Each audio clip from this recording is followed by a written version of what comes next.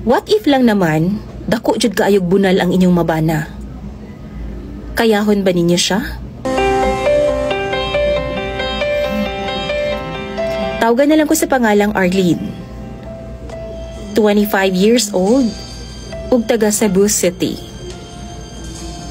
DJ Sam, nag-uol kaayo ko sa akong kahimtang karon, tungod kay napasubo naman gud ko ani akong bana. Kay wa magyud ko makaibaw nga grabe man daay kini siya ka-gifted sa hinagiban.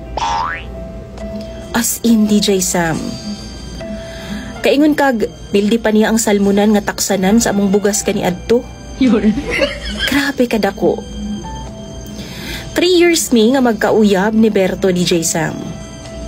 Og tungod kay taga-bukid man ko, og medyo late pa sa panahon, wa jud ko kapalabot niya hangtod nga wa pa mi makasal. Mahadlok man gud ko anang ana-ana nga wala pa makasal, DJ Sam, kay lagi basin iya hara kong biyaan. Pero na-shock jud ko. Gabi human nga gikasal ming duha ni Berto. Sa dihang pagkasa niya sa iyang pistola, daw upo nga gulayon na, DJ Sam. Human ato, 1 week jud nga gitakigan ko. Kay kabalo na mo, pag first time, sakit jud kaayo. Human sa isa ka bulan, abi kog maanad ra ko. Pero maglisod gihapon ko, DJ Sam, og kalinturahon judayon ko pagkaugma. One time, gikuha kog bridesmaids akong igagaw. Kasal na niya pagkasunod nga adlaw, og atul sab gamihangyo si Berto nako. Gibalibaran gyud nako siya, DJ Sam, kay lagi maglain na pud ang akong lawas human ko niya matirahan. Unya event na sa sunod adlaw. Apan gilain day niya pagsabot, DJ Sam. Ingon pa siya, dili na daw ko ganahan niya. O basin daw ni hupas na ang akong gugma niya. Ihajud kong gipugos, DJ Sam, o gani gilangkat pa niya ang garter sa akong underwear ug sa akong kahadlok. Nidagan ko og wa na ko makahuna-huna og agi sa pultahan. Miambak na ko sa pinakaduol nga bintana, dayon dagan patabang sa akong mga ginikanan. Apan ang problema, kay dihang gisulti na ako sa akong pamilya ang rason, ila naman hinuon kong gikatawan.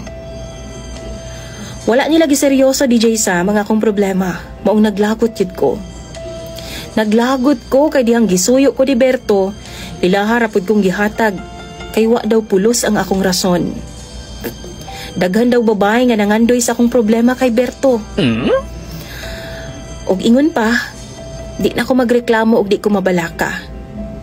Tungod maigo ra daw na madugay. Nibalik jud ko kay Berto, DJ Sam, pero mihangyo jud ko nga dili lang sa niya tirahon kay sakit pa kaayo ang akong batang. Sakit pud ang akong bitiis nga na-injured pa dihang niambak ko sa bintana. Og maayo na lang kay misabot siya.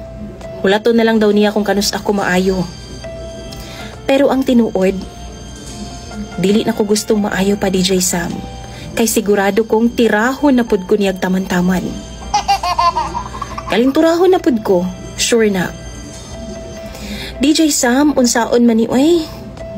Unta matabangan ko sa imong mga followers. Ang tinuod ana, ga-pretend na lang ko nga kiang, aron nga dili lang jud ko niya matirahan karon. Kung kamo naa sa kong sitwasyon, bulagan na lang ba nako si Berto? Or tinuod ang ilang giingon nga maigo ra ni kadugayan? Tambagi daw ko ninyo og akong basahon tanan sa comment section. Imong follower, Arlene.